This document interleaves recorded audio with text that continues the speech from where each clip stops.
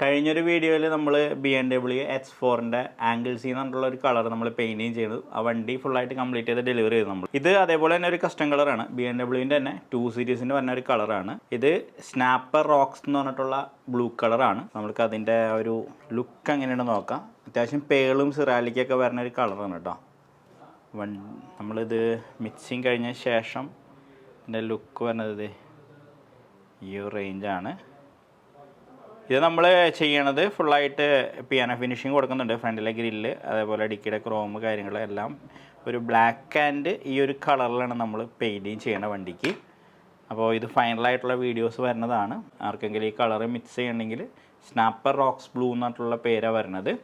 Okay, ഇത് അത്യാവശ്യം പേളും സിറാലിക്കൊക്കെ വരുന്ന നല്ലൊരു പ്രീമിയം കാറ്റഗറി കളർ തന്നെയാണ്. അപ്പോൾ ഇത് ഒരു സ്കൈ ബ്ലൂ കളർ ഇന്നോവയ്ക്കാണ് നമ്മൾ പെയിൻറ്റിങ് ചെയ്യാൻ പോണത്. അപ്പോൾ അത് പെയിൻറ്റിങ് ചെയ്തിട്ട് കാണാം. അപ്പോൾ അത് കാണുന്നുണ്ടെങ്കിൽ ഒന്ന് ഫോളോ